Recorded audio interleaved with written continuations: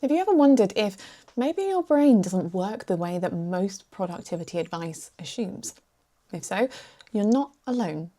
Hi, I'm Kerri from Neurodiversify. We're a neurodivergent-led organisation encouraging people to get curious about themselves, about others, about work, the world, and everything in between. Because after all, we are all still learning. It is my privilege to share a conversation that I had earlier in the year with the wonderful Danielle from Thinking Like Coach. I hope you enjoy watching as much as we enjoyed chatting. So, let's get curious.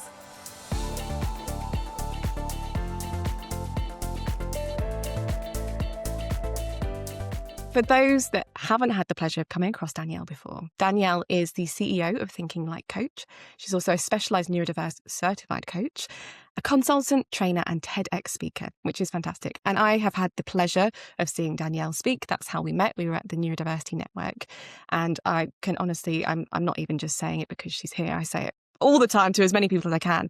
The way Danielle speaks is so fantastic, and it made me reframe kind of how I speak and how I learn and how I exist. I know we spoke that the way that you put your talks together, you have kind of a rough framework of what you want to do and talk about, but you give yourself permission, is maybe not the right word, but to be as much of yourself and bring as much of yourself to the stage or whatever session it is. And that is really, really obvious. I love that.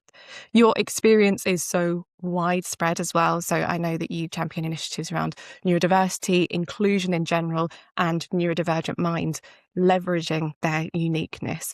But at the same time, you work with organisations as well to help them understand neurodiversity in general and the barriers that neurodivergent people might face. And the experience that you bring from various settings, be that corporate, but also science and research as well, is really self-evident. I love the way that you blend your personal experience with all of that knowledge. And isn't it the worst thing ever to sit through somebody speaking about you like that? It's really refreshing, because Oh, good. usually people say to me, "Do you mind if you do your intro?"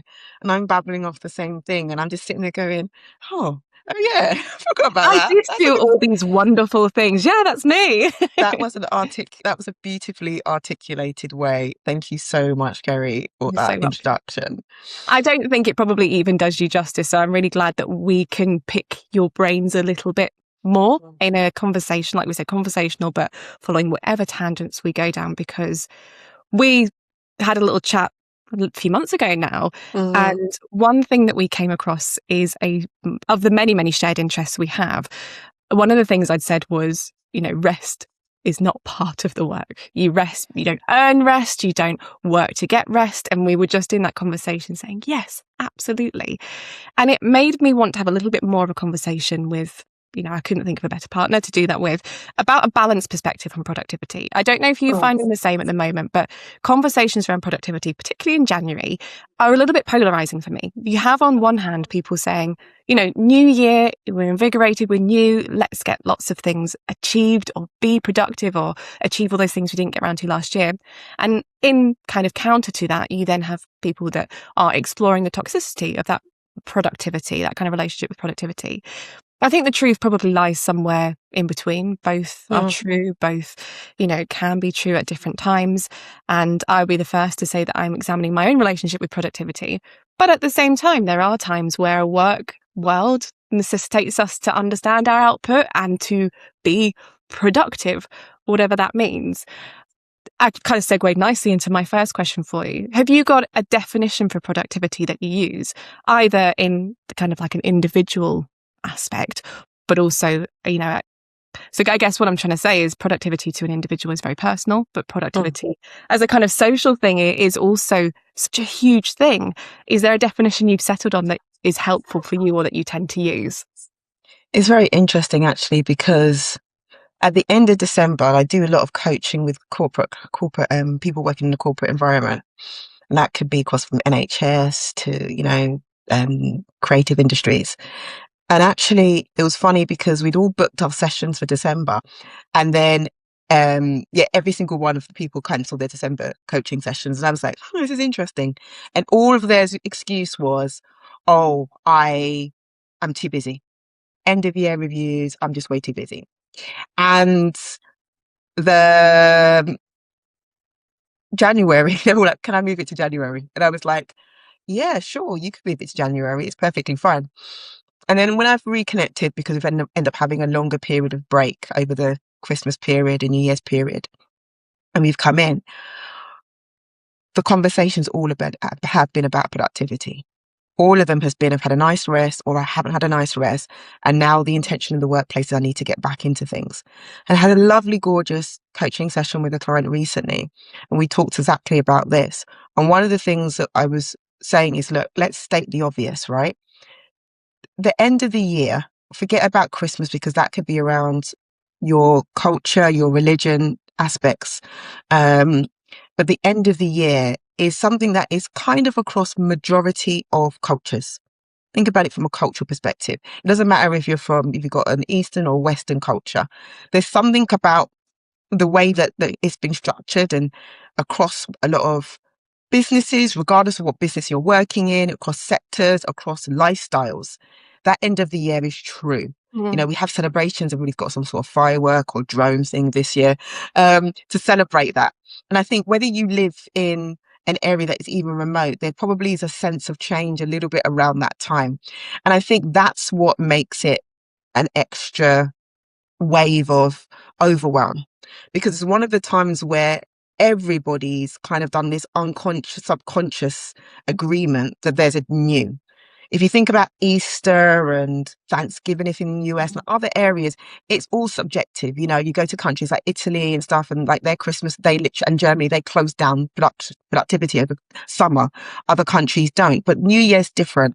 And I think that comes with a little of, I don't know how to navigate it. So some of it is, okay, because everybody's off, I've given myself permission to be truly off. And as a small business person, that's allowed me to do that. And I've also come from an industry where in science, in STEM, I've been able to have that time off. So retail and banking, when my mum was in banking, they constantly work between Christmas and New Year. And in STEM, a lot of times we kind of go out of season and back in season, depending on the business. But it also just allows you to have that break. So it's kind of like a permission piece where I think other times of the year doesn't have that. And then you don't have to justify it to anybody else. But then there's an expectation that when you come back, that you need to be revived, you need to be revitalized, you need to be prepared, you need to have your 2026 strategy and goals and all this stuff. And that some of it's driven by workplaces because they like it's a good refresh to help us understand what we would like from our teams and our employees in the business. And I think it doesn't work with us as humans because you're still in that dark, really cold, really, you know, very kind of slow pace. And even if I think you're in Australia where you're going to have your summertime, you're still in a different space. And I think you don't have, the expectation is for you to suddenly just ramp up when you're still just about slowing down. So that was a great way of exploring with her around what productivity was. And one of the things I said was, because of that intention, just because that intention is true in your workplace, it doesn't mean it has to go into your home life. So you can set intentions that are different around what productivity looks like. So if anybody knows me, if you follow me in social media, you will know that I'm still in December in my head. My new year starts in February. And that's when I start my new year. And that's when I start giving myself a little bit of space to reflect and think about what I want to achieve and how I want to achieve it, and reflecting on the new year. And so going back to your question about defining productivity, I think that's also helped us define it. One last thing I will add, and it probably be a thread throughout all my comments, is productivity itself. The world has changed. We have still been governed by the industrial age's definition of productivity. So if anybody knows that, you know, before then we would farm, we would work in nature, we were not outside, it was a very different environment. And as we started moving into building up industrial age and now going into tech age, there is an expectation that we must stay on those timelines, and things have changed. And I think now what we're trying to start to explore, groups of isolated satellite people are starting to explore, particularly, I will say the Gen Zs, who are really trying to push back and say, hold on, I've seen the other generations burning out. How do I stop myself from going down that? There is a split culture, but a lot of them are, you know, what does that look like? And so we're starting to redefine it. So I haven't got a personal definition of productivity, Yeah. but this just kind of shows a cultural and kind of emphasis around how we as humans are starting to navigate productivity and how we show up, particularly at the end of the year. Yeah, no, that's exciting. I agree with you that I think Gen Z or Gen Z, I think they will be the death of grind culture, burning yourself out in this cycle at work. And what I'm seeing, not to generalize or overgeneralize, is very clear boundaries, very healthy boundaries. And I'm very excited about that. But the way you mentioned that it's tied so much to industrialization and industry and the jobs that people either are doing now or the industries they work within, as somebody that has changed industry quite significantly or had different sorts of worked within different industries, have you seen that reflected in your relationship with productivity? Has that changed based on where you've been working or the type of work you've been mostly engaged in? Oh my God, a massive change. Absolute Easy massive change. question. So let me give the people listening a bit of a context. So I started my career I started my career working in the food industry I was a scientist by trade. So a microbiologist is my expertise before I went into what I'm doing. And I worked in the food industry, and I think I was one of those probably oddballs who was always thinking, self-reflective, also thinking about how can I do things differently? Like, how can I use my time the best? I think one thing I noticed from neurodivergent and neurodiverse individuals is we're always thinking about the most efficient, logical, shortest way that we could use the least energy. Efficiency is one of the things we like to look at. And sometimes we can go in a bit of a rabbit hole about those things. So one of them was around that. But I was very young. I just graduated. They wouldn't allow me to do, I was doing shift work, which I loved. It worked so great with my brain. But they wouldn't allow me to have a consistent shift. So I left. I worked in a school for a bit. That was challenging. Kudos to teachers. I wasn't a teacher. And then I worked for GSK.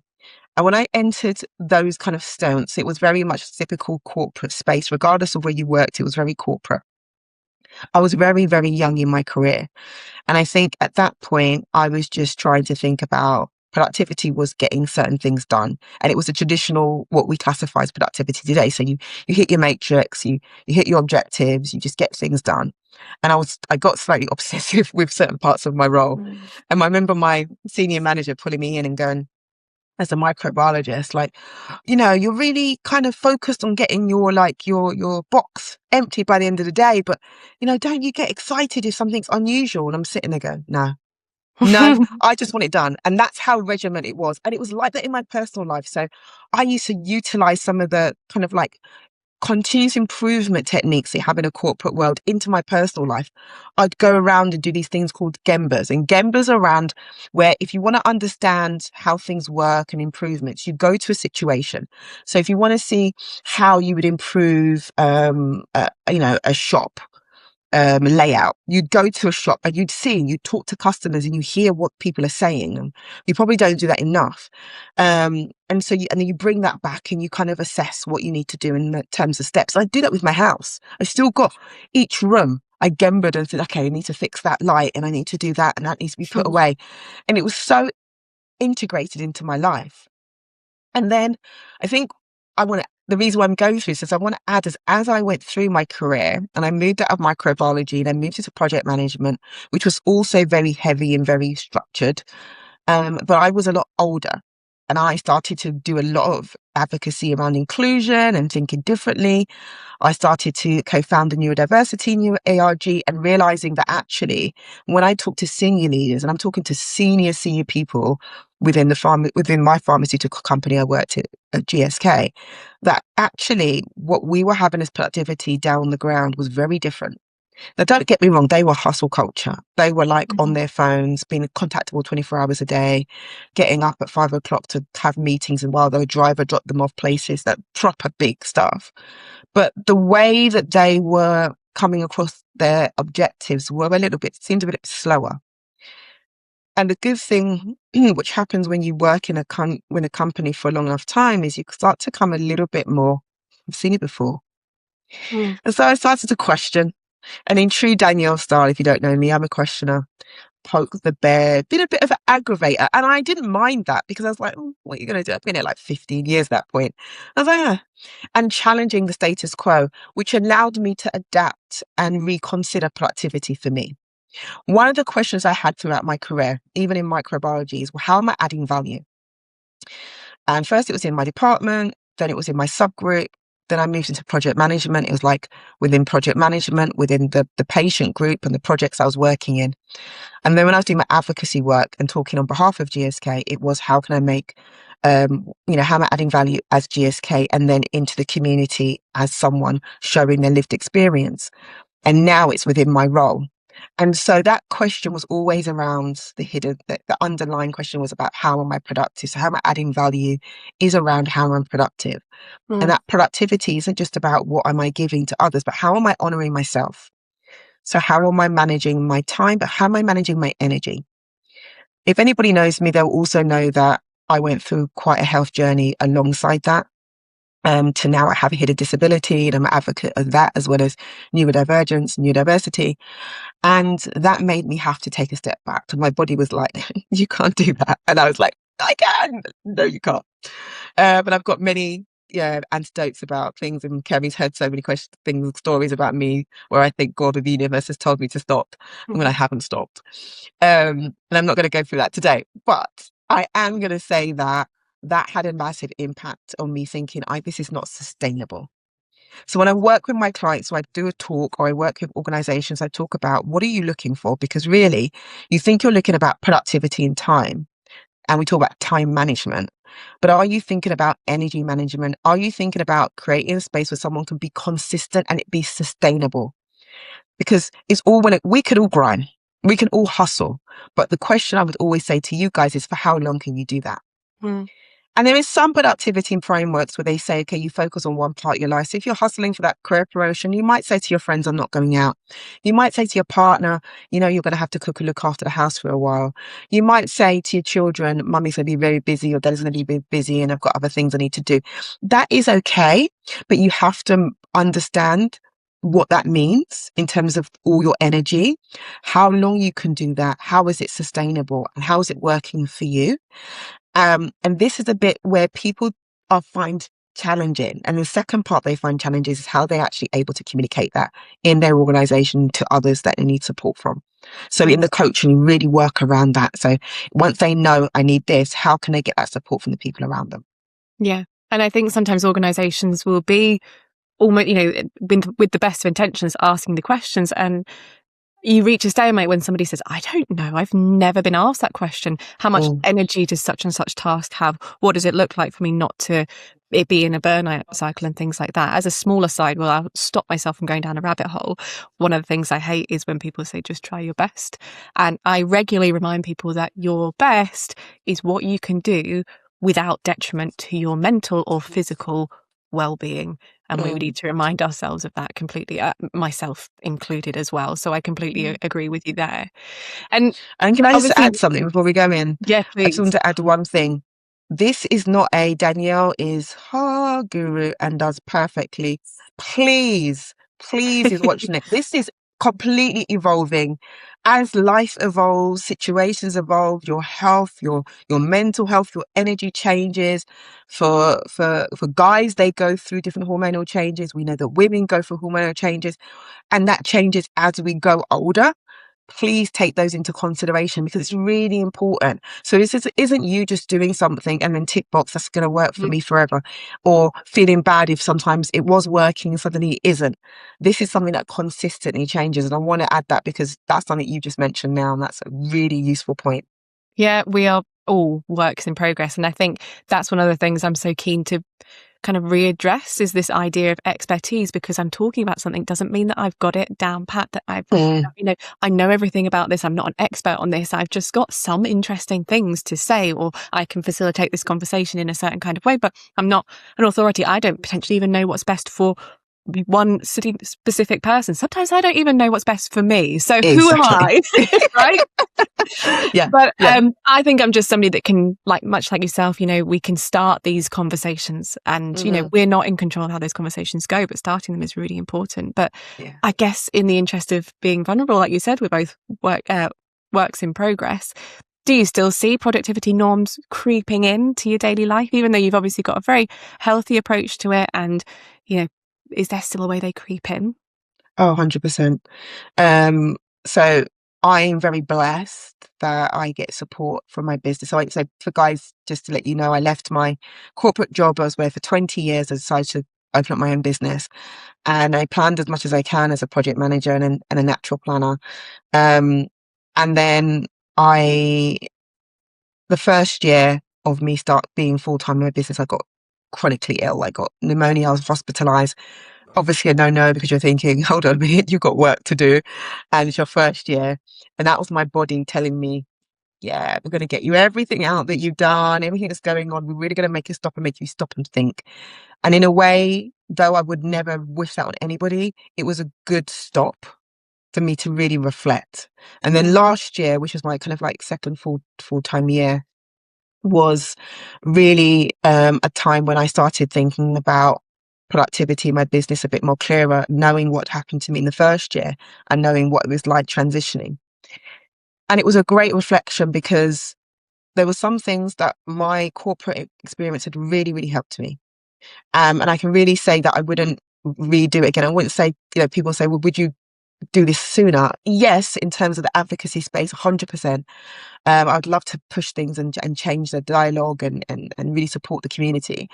But no, in terms of my personal experience, because some of the things that I've learned and some of the structures I've learned have been useful as a small business and have helped me have structure. No, I don't have it down. One of the things I was very, very lucky to have is I have a support worker, VA, who kind of helps me. And we are consistently managing Danielle's mind around how I show up for things. An example, I had multiple events I was meant to go to in a week and I wasn't feeling very well. The normal Danielle would have, and Danielle in the past, particularly in her 20s, if anybody in their 20s, in case you resonate with this, would have taken some medication, take some painkillers, put that makeup on, get that dress and just get out. And the weather has been horrible the last couple of weeks. So for those international listeners. And it was so difficult to say no.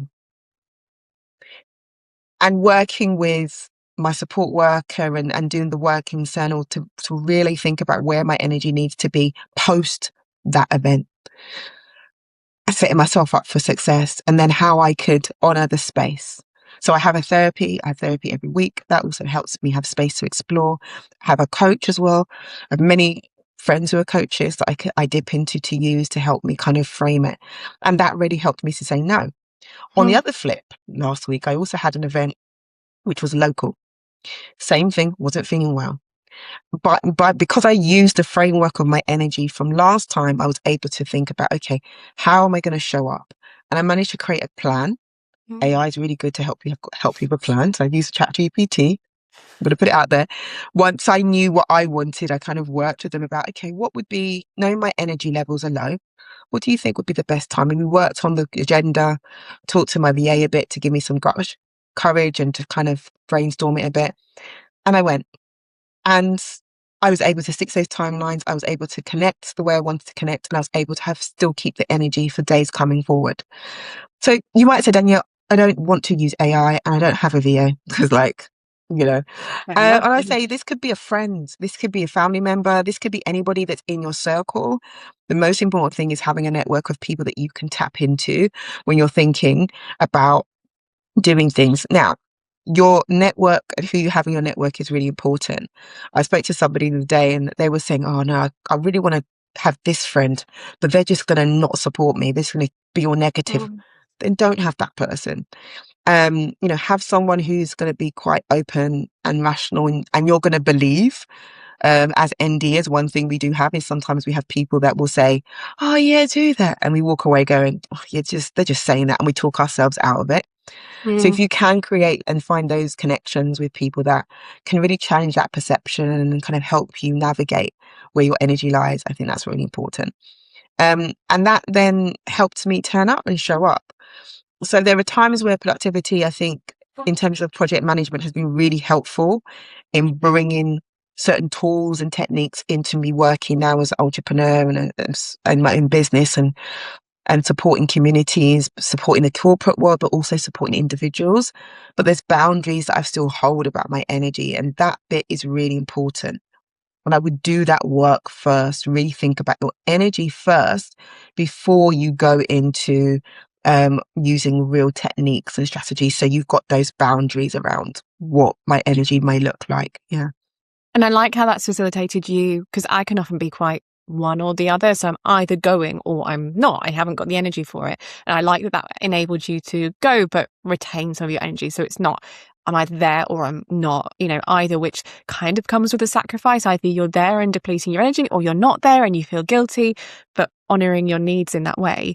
I think it's really good for you to mention AI as well. I know there's a whole other conversation we have, and I know that between us, we have mentioned, that it's not neutral. There are consequences and, many, many things to consider. But I think what that can do for a lot of people is maybe you're not in a situation where you're able to speak to somebody, or it's not safe in that situation, or maybe you're just working from home that particular time, you need some immediate advice.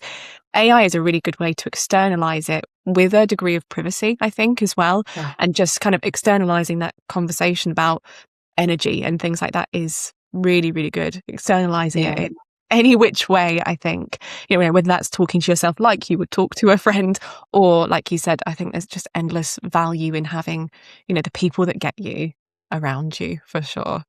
Yeah, I think the caveat with AI, I would say, is I would not just put I feel rough, shall I go, and just be very transparent. Like, you can you could put an alias in there if you don't feel comfortable being personal. You can just put a few statements in and just gauge it. You don't have to do the whole conversation. It just might be one thing you're thinking of.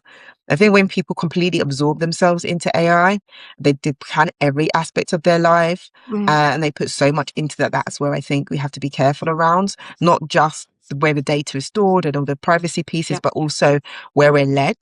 Because we have to understand that with AI, we're not sure in terms of some of the biases that are holding within the systems that by the people that have created them. We've seen that across the reason. We don't want to touch on that too much in this session because we want to keep it light.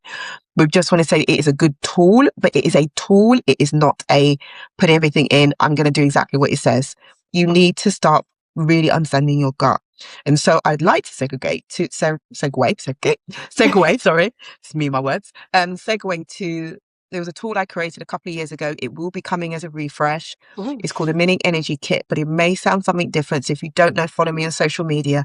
And it is a way for you to go offline and really connect with the different energies that show up for you. So you can do the work, because to be honest, you are the one who knows, not AI. So you need to do the deep work first, understand yourself. So it's got some probes and prompts and things to help you navigate that space. And then if you need AI to look at certain techniques or go online and find some information and give you a summary, that's great. And then maybe, you can make decisions from that. That's fine. But this is a good way to explore. So I'll share that tool.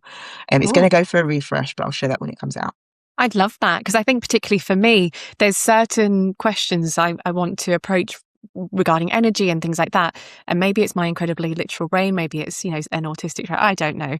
But I find some of the questions when I try to approach energy myself without any kind of facilitation or, somebody to talk about with it, just kind of too big or too vague. And it will ask me how I feel about certain things. And again, maybe it's autism that I'm just not sure how certain things feel or what it feels to feel exhausted. I have like a little really silly like diagram on my wall that really externalizes. I don't know when I'm getting tired. I don't know when I'm approaching burnout. So when I start to approach these things, they're kind of like milestones, like, oh, okay, like this might mean that you're running out of energy, but you don't realize it. And on an almost weekly, if not daily basis, I'm shocked and surprised at how useful this is, and that I continue to not recognize it in myself. I've got the same. I've got an emotional wheel because I never know how to associate emotions. So I have a wheel because I'll be happy, but is it happy? So I have to go deeper into the wheel to find out exactly how I'm feeling, because I feel it and I'm an over feeler. So just for those online, I'm dyslexic, I've got ADHD, I've got traits of dyspraxia, but sometimes I really can't connect. And I'm like you as well. I don't know what I say to my mum, what does tiredness mean? What's it like? I don't understand, because the concept is slightly alien. So I have things in my computer to help me navigate what that is. And these are quite overarching prompts, but I think what we need to do is going back into the productivity, when we talk about what is productivity for Mm. you, really, I think we need to take away the edges of that. Because if I say to you, how do you feel? And we're like, well, I don't know, it's too much of a big word. So what is feeling like for you? Because feeling could be a sensation in your body. It could be a color. It could be English. It could be a sound. It could be material in your skin. It could be temperature. It could be so many different things. So you might need a chart to help you articulate it, but do you need to say it? Can you draw it? Can you write it? Can you sing it? Can you paint it? And we need to think about different ways of communicating. What does the boundaries and edges look like? And then we can use them to figure out what does productivity look like for us. I love that. I'm really excited to see that and see, you said it's going to have a little bit of a refresh. So I'm really, really excited to see that. Without kind of moving us on too quickly, but I've got loads of things I want to chat through with you. We were mentioning before about how you'd been able to maybe show up to something, but you'd been able to kind of retain an element of your energy. So it wasn't kind of all or nothing. And in a certain way, I guess you'd been able to do more things that week, if we look at it that way. But I wonder if there is a way we can uncouple busyness from productivity. So is there a way that organizations or individuals, however you want to interpret that question, can still be high performing, whatever that means, with or without busyness? It's interesting because my question back to a lot of people be, what is busyness? What does busyness mean? So if you think about it from a corporate perspective, because I think that is really, really important, because that will help from an individual perspective, because it's this mind shift of, well, I can't do that because my organization or the work I do, regardless of work, expects this. And I always say to leaders and to managers, what do you want your team to achieve? So these things are out of your control. These are things that come from above down, and those come from the business, from sectors and industries. So they don't always have the way, and a lot of it's financially driven, let's be honest. Yeah. So what do your team need to deliver? And then how are they going to achieve it? And then we're talking about productivity, is because what you want to achieve and how is really important. Because if you're saying, well, I need to be able to achieve X amount of sales within 6 months, you might be working in the metrics of, I need to have a sale every month. But actually the productivity bit is how, and busyness is around, how are you going to do that? So is it mean that you have to do a certain amount of calls, or is it that you need to look at the quality, not quantity? And we've talked around that, I think, as a society for decades. There are multiple books challenging the status quo around productivity in terms of quality of work and quantity of work. I like to talk about, and Kerri already knows about this, a book that I read about slow productivity. And okay, it comes with privilege. It was written around, from a very privileged gender and ethnicity that we're talking about back in the day. We talk about, the Austins, and they used to paint, or the poets used to write, and they would go off for months and years to go and, perfect their art. And perfect their writing skills, or perfect their science, even science. They were able to just go off and just do this. And within that, they were able to make breakthroughs and innovate. And the problem we have now is that time has been squashed and squashed and squashed. And particularly with the perception of AI, we assume it should be more busy, or we should be less busy and more productive, but that isn't always the case. And I think that's what we need to understand from a business perspective, is what does productivity look like? Do we need to be busy to be productive? So can we be able to still hit what we need to have in terms of productivity, these business goals, without it having to be, I'm busy all the time? And why are we glorifying busyness? Our conversation about, I'm busy, means that you're doing well.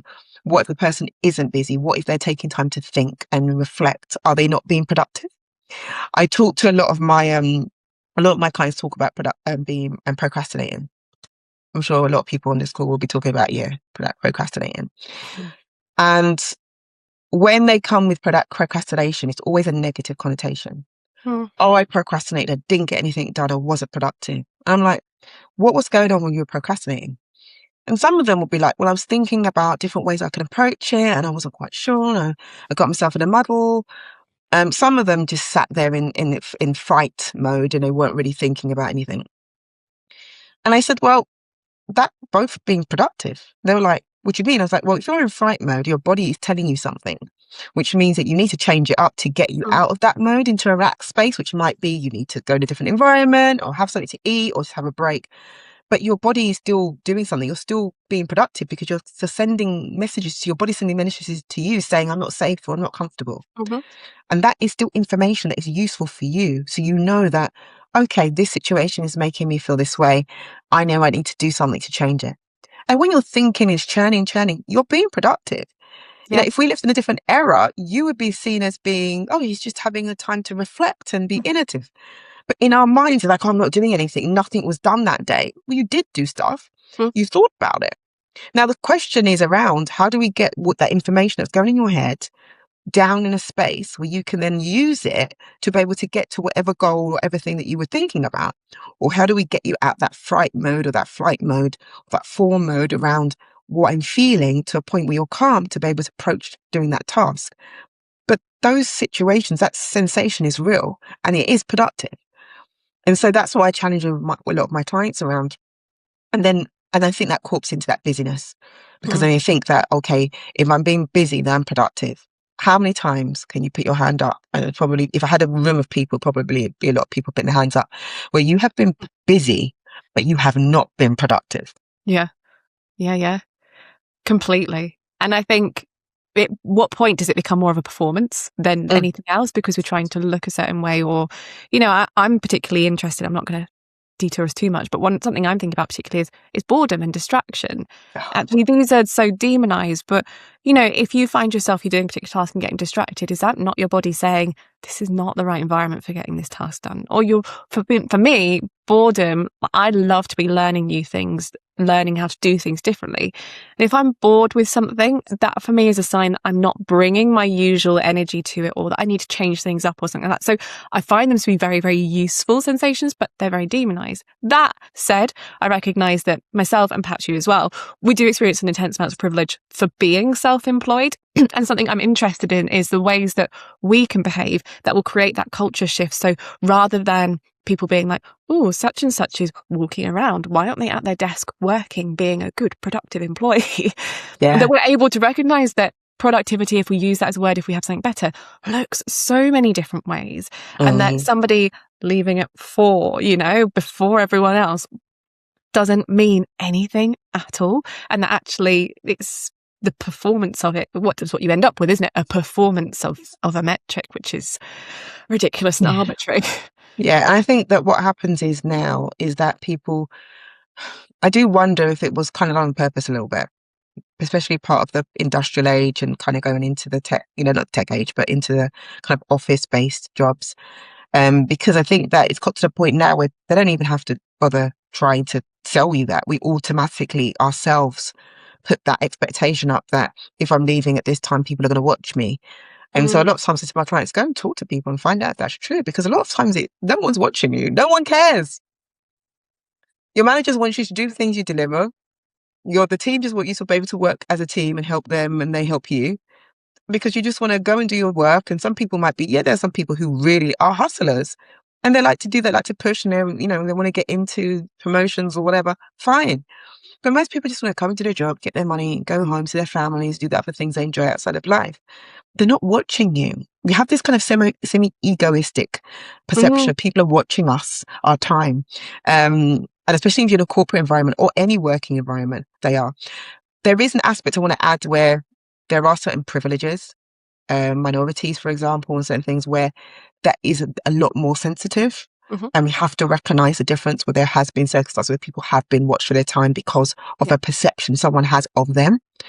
But I think that's what we need to start challenging, that discussion, and saying, well, why are you watching this person versus that person? And if that person is walking around because they need that to think, why is that a negative thing? And boredom is really an interesting one I've explored. So I used to think, like you, boredom for me used to be an indication that I needed to move on. But I did a 24-hour offline where I wasn't allowed to be on any screens for 24 hours. Oh, lovely. And by 6 o'clock, I was bored. And I thought, I am being really hypocritical, because I tell my stepson, when he used to come to me growing up, when he goes, I'm bored, I'm like, good, be bored. It's good for us. We were like this in the 90s and the 80s. It didn't kill us. It's creativity. And there I am, a grown-ass woman, and I'm going, oh, I'm bored. And I was like, oh, I need to embrace this boredom. Yeah. And yes, I'm my ADHD brain wants to then do stuff. So I ended up cleaning windows and doing all these little things that I was meant to do off my list. But I had to embrace the feeling, and it was uncomfortable because I hadn't been bored for the last 30 years. But it was kind of refreshing to reignite that boredom of, okay, what's going on for me? Oh, it feels uneasy. Okay, that's all right. I didn't die. There was no line coming after me. I didn't have a deadline. No one died because I was bored for 5 minutes. Okay, it just gave me space to be. Mhm. Like is in coaching sessions, you get space to be, which we don't have as adults. And I just want to add, I've got a privileged situation at home where I get to be bored. I don't have any children. I have a fur baby. He's very easy to maintain. So I don't have anybody like kids. So I have that space to be bored. But a lot of things came out of that. It's like when you sit in the shower and, having a shower or you're brushing your teeth, you suddenly come up with an amazing idea for something. That is just your brain just relaxing. And that's where, I think that's where as humans, where I think innovation will come from. I always say this and people may disagree with me. This is just Danielle's hypothesis, is that evolution isn't in what we see of AI and tech. I think we're overestimating some of that in terms of the humankind. I think it's a time to stop, slow down, less busy, redefine what productivity is, be bored. That will give us space to explore, collaborate, and then innovate. Yeah. I agree wholeheartedly. And I think I'm very quick to say, oh, I process things a certain way when I go out for a run. That's how I relax, how I process things, which is true to an extent. Or is that the only time that I give my brain that space? Because I haven't stopped otherwise, and I'm always doing other things. And actually, that's the first time it's actually had time to just be. And to tie in with that really interesting comment about AI, we so constantly push like AI is going to make this more efficient. It's going to speed this up. XYZ. Great. But no one's got more time because of that, right? And I think that's something we need to be really, really careful with. And something I'm speaking about a lot at the moment is speeding things up is not the best thing to be doing in every single situation. And the organizations or the sectors that are going to benefit the most from these technologies, which are not the be all and end all, as you said, I do think in some ways we completely overestimate it. It is going to really shine a light on the organizations that are truly psychologically safe and good environments where people are learning, people are growing, people are able to have concerns and things like that. But I am interested as well, kind of to go full circle, in even in my rest, like I say, I'm outing myself here. Productivity norms seem to show up in my rest as well. And I'm thinking, I've got a rare moment of free time. How can I make the most of it? And it's ridiculous, isn't it? It is ridiculous. How can I rest well? Yeah, completely. That's me all over. I think it's everybody. I think it's all of us. It's this push. You've got this push of either you're in two problems, right? You've got the group of people that are hustlers. And then they're like, oh, yeah, I need to talk about my self-care. And then they put the self-care in. Or you've got the people that are slower. But both of them have the same issue, which is, what does rest look like? And I'm very much an advocate of different types of rest. So I talk a lot about active rest. So for me, active rest is I like yoga. So active rest is actually movement and doing things where my cognitive brain gets to go on default. So if I'm, for example, batch cooking for me, I love it. I know exactly what I need to do. I don't have to think about a recipe. It's very simple. It might look like a mammoth of stuff that I'm doing. I've taken pictures in the past of people and be like, oh my God, you cooked that in one day. But it just is a way of my cognitive brain just having rest. There's different, there's times when I'm Netflixing. I am Netflix. Sometimes I'm playing a game on my phone. I know that's a bit controversial at the moment. But there's different times of rest. Sometimes that rest involves other people. Sometimes that rest is in solitude. And I think that's the thing is, it's not about, I know people have talked about, it's not about the facials and going to the spas and spending loads of money. And it's not even about even doing the gym, like the gyms and the yogas and the Pilates. That's one form of rest. But it's looking at, okay, what energy do I need right now? So it might be that I need to fill up my cup with the people that I love and care about. So the rest might be actually spending time with people where I don't have to perform so much, that take me and know me as I am. It may be that if it's cognitive rest, it might be doing something that's more physical. If it's emotional rest, it might be doing something that's more reflective, or it might be actually just doing something that's fun and I don't have to get too emotionally tied to it. If it's spiritual, it might be really going deep in whatever kind of like connections you have, which might be with others, or it might be yourself. These are all different forms of rest. And I think what we think about is we think that we have one sort of rest, and a lot of it, I think we've moved away from rest just being in the bed sleeping, or best just in the bed scrolling. I think we've kind of evolved that conversation now, but there's still this expectation of, I need to have rest. And also, when can I schedule it in? Now, Yes. put my hand up. I am still in that journey of evolving around it. I try to schedule it in. I think, and I again, going back to my health, and I don't obviously wish that on anybody at all, but because my health has to be managed so delicately, I have to be more intentional about the rest. So for example, this afternoon, I'll probably do a little bit of work. I will probably rest a lot earlier. My day will end earlier because I know what I've done in the morning. I have to intentionally do that. For other people, if you've got a full day of work and you're coming home to a full house, it's looking at, is there pockets that I can take rest in? And what does that look like? There was a post recently with a massive, big YouTuber, streamer, who's Gen Z, absolutely millions of followers, and he started to read. He wants to increase his articulation. And he started reading on his streams, because he wants to increase his articulation. I think he wants to basically read better, and he's just trying to connect with others. I think it was great for that demographic because he was reading just not perfectly, looking up words, just doing the typical stuff. And as someone dyslexic, it was quite nice to see someone, whether he identifies as dyslexic or not, just showing that reading isn't perfect. But he was just trying to, again, have a break, just doing something different. And so he was able to rest another part of his creative, spontaneous side to just settle it down into, this is what I want to do. And I want you to bring this on a journey with me and create this space.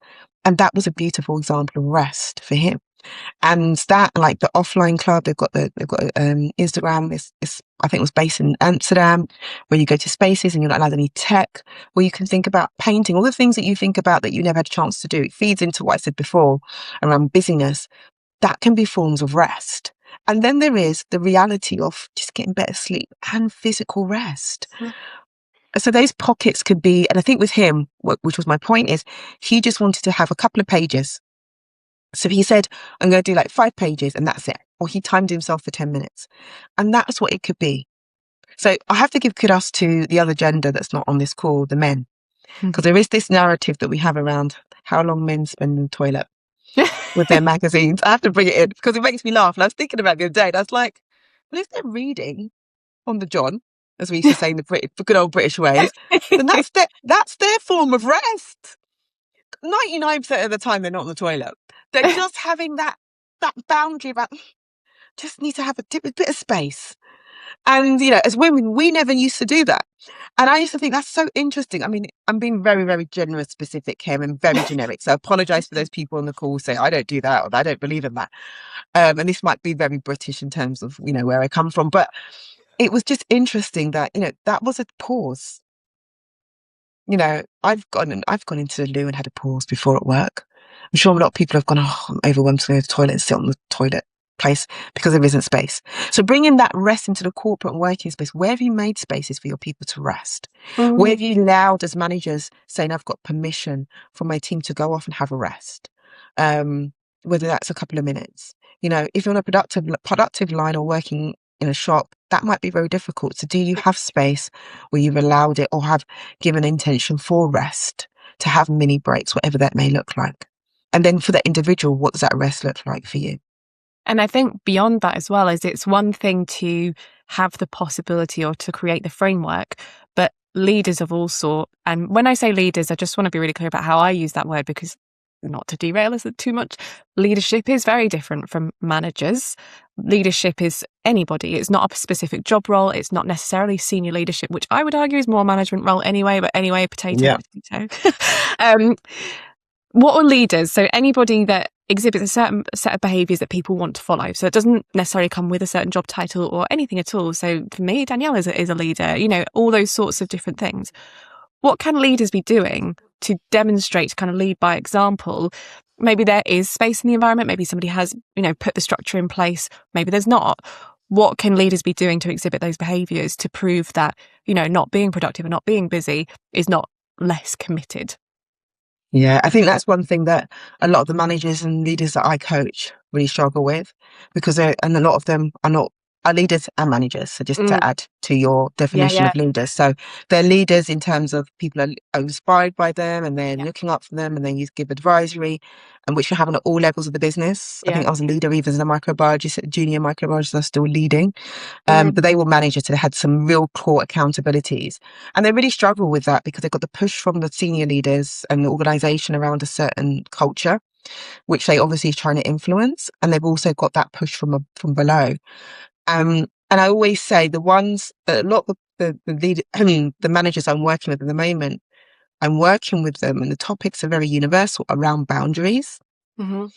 around setting their boundaries with their team. How can they delegate? And I've got two amazing managers who are going through massive organizational changes, and we're talking about what that boundary looks like. What does rest look like? I've asked them what productivity looks like, because on the flip side, I've also coached some of their team, and they have had a certain definitions of what they think that person's definition of productivity looks like. So I've asked them, what does your productivity look like? Mm-hmm. Um, And so how do they demonstrate rest, and how do they actually do that in their everyday to their team understand? Some of that as a leader is about being a little bit vulnerable, which again, you have to think about what level of vulnerability you're comfortable with. But as leaders, particularly managers, how vulnerable are you about sharing that this is a busy time, even for me? Some of the best leaders are the ones who've been like, yeah, I know this is going to be changed. Just to let you know, I feel it. Like I know. And I'm like, okay. So I'm not the only one on the ground who feels it. This person feels it too. So Yeah. when then they're talking around things they're trying to implement, or even trying to manage busyness or rest, I'm more likely to go on that journey with them. And if you are on the ground talking about, what does productivity look like for you as my manager? What are your expectations for me? How do I introduce some time where I have a bit of time to stop? You might not call it rest. You might not be comfortable with certain terms, but it might be time to stop or have a break, not my traditional break, but just have a breather, because I work better if I have that space. Some organizations are set up to give a little bit of leverage to that. We know that some were not there with all organizations and all job roles. We know there's hybrid job roles now that are given a lot more flexibility. Some of those people have been pulled back in the office and it has tightened up. And I think as a community, we're trying to influence and change that so we get a bit more flex, because it goes back to this, are you being productive with this business conversation? Is Mm-hmm. it true that because you've got that person on the line working time, they're going to be productive? And going back to my comment about sustainability, is that sustainable? Because every business wants their employees to be working for as long as they can work and at the same level of productivity. We don't want it to drain. So again, if you want that consistency, you want it to be sustainable, then you need to look at your productivity and where does rest fall into that and busyness fall into that. Mm-hmm. But I think we've got a long way to go. It's going to take a while to get to there. Yeah, I think one thing I think we're both quite similar in, and that I think you do very well, is tackling it at an individual level, but also trying to invoke that culture shift as well. So what I think, I've just seen the time as well, but a way that I often try to end these things that do feel like huge conversations, I try often to bring it back down to something people can either do, use, or, it's something that's really quite tangible for them. We've discussed quite a few really useful things, one of which is your particular materials, which I'm really excited. And I will say, so anything we've mentioned, kind of even the videos and things like that, I'll put links in the notes so people can find all of that, including links to Danielle's resources, which will be fantastic. We've mentioned AI as well. The question was, is there any resource, be that tool or app or anything at all that you found is very useful when we're talking about productivity, but if we take that in terms of like productivity and pacing, and for some people that might be maximizing their output, for some people that might be pulling back. It could be that we've already mentioned it, but I just wanted to give kind of a specific time here for us to look at, is there any tool or resource that you want kind of a particular mention to with regards to our conversation? Yeah. And going back to your thing about pulling back and pulling forward, I think what people seem to want to do is do. And I always say to my clients, plan to plan. So look at the tools you need to have before you start doing the thing. So right now, you want to be in a stage of just observing. You don't want to change anything, because you don't know where your baseline is when it comes to your energy management and what productivity looks like for you. So you just want to really monitor, what does that look like each day. So a lot of tools and apps that are involved, and there's loads out there that will support you monitoring your energy levels, doing check-ins, whatever that might look like. So some people have planners. There's, I think, thousands of ND planners and just normal planners out there. So, you know, planners are really good. I find that I can't stick to planners. So I've tried physical ones, I've tried digital ones. A lot of NDs may do this. So give yourself grace to have maybe one place or one time when you reflect on the different types of planners. So I have a digital one, I have a physical one, and then I take time to think about, okay, what's that look like over a certain time? One of the things I do, and I have actually got it on, which you can't see, but you can just see underneath my top now, is I've got the make visible kind of like monitor that helps me. Now, a lot of that is based around physical pacing and physical conditions. I've only just started using it. So just a caveat to everybody online, I'm still trying to navigate that before I do any pros or cons and how I feel about it. But it has been a good way of me monitoring from my heart rate. And if you do sports and stuff, like my husband's a cyclist, they've got the other bands that go on when you cycle, when you run, to check your heart rate. You've got the watches as well, like I've got my one here, to measure some just information around how your heart rate's doing, how your energy's going. If you're a female, your cycle, just do the data collection first. The most important thing around that is, if you've got data, is capturing and blocking out what you were doing at that time. So that the visible app actually allows you to do that, but you can use other things to think about what you were doing. So if you feel tired, what were you doing? If you felt like you had a bit more energy, what was going on? So when my clients come to me, the first thing I ask them is, how are you kind of feeling today? Because if you're coming through and you're tired and you're sleeping, you're stressed, we are not going to have a good session for you, because you're going to be doing so much work in our sessions emotionally and cognitively. So again, just be noticing. And one technique I do use, weirdly, that a lot of my clients don't seem to like, is a Pomodoro technique. A lot of my clients do not like that technique. I think it's because they keep it so rigid. That's another conversation of the day. So what I've told them to do is still keep a similar technique. So the Pomodoro technique, or I call it tomato technique, is you have 25 minutes of you doing a work, and then you have 5 minutes of a break, and that makes a half an hour block. And it's supposed to be you're productive, then you have a break, and it's quite useful for a lot of people. For some NDs, it doesn't work very well. They literally stay with the 25 minutes, and 5 minutes I have to talk about. We can change the timing to whatever you want. There's flexibility. It's only a tool. But one thing I say to people, try it, because if you say, okay, I'm going to do 45 minutes, or I'm going to do half an hour, I'm going to have a 5-minute break or a 15-minute break. Whether you procrastinate for that 45 minutes or whatever, that bit's interesting to get data. But the break bit is really interesting, because when you stop, and I say the one rule I make is that you have to stop when that alarm goes off. So when that timer goes off, you have to stop, and then you have to think about where you fit, what you're feeling like at that moment.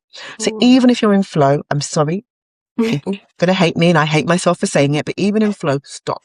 Do I want to continue? Do I want to stop? Am I hungry? Am I thirsty? Do I need to look on my board, like Kerri said, to look at how I'm feeling right now, or the wheel that I use? Check in. Note it down. That is a simple thing. And I think that if you start doing that over a couple of weeks, and then you get kind of like, or, you know, a couple of weeks, you kind of understand. For others, I'd say probably a month. So you've got your cycle as well. See how it puts in, and you kind of compare it. Then you can see, okay, this is what happens roughly when this happens in my life, or when I'm going for this, or I'm with this part of my cycle, or that, you know, I have to go and deal with this because it's summer holidays and I've got the kids around. And then you can start looking at what tool might benefit that. So that's what I say. Take a step back first, get the data as a scientist, data first, data points, and then you can look at tools. I think that's really, really useful, I think, as well. And I think trying to, like you said, make the change before you've really kind of observed, it feels really overwhelming sometimes. And that makes it that much easier, doesn't it? And also the consistency and the visibility. That app is named very, very well. Doing it not just, oh, I feel really rubbish today, I feel really drained today, because then you might have days where you think, I feel excellent, like I've had a really good day. And that kind of consistency with doing it, I think, is key to get a broad data set. And I love that's where we've ended up at 2 on the dot. It was very Danielle branded, so well done us. I haven't had any time for questions, so I do apologise. But Danielle, where is the best way for people to catch you? Is there a way that you like people to reach out to you, or the best way that people can reach you? So I always say this, if you want funny behind the scenes Danielle, and you want to see my daily life as a coach, as a fellow India, go to me on Instagram, because that's where I do a lot of my stories and I do a lot of my jokes, and I'm real about my experience.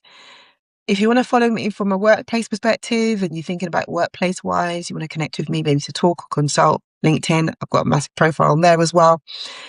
And there's also going to be a lovely new newsletter coming out, which is going to be done in a very different way than a traditional newsletter. That will be coming out this week on Thursday. So you can find that on my links on my socials, particularly on Instagram. You can just come in and sign up and you'll get that on Thursday. And hopefully it'll be really good. It is very much a slow approach, a really light approach. And it'll be a good way for you to feedback to me. We can keep the conversation going. I love that. I'm really excited about that. And obviously, depending, so we are, what day are we even today? Monday? 26th of January, 2000. This will highlight how long it took me to edit this video, right?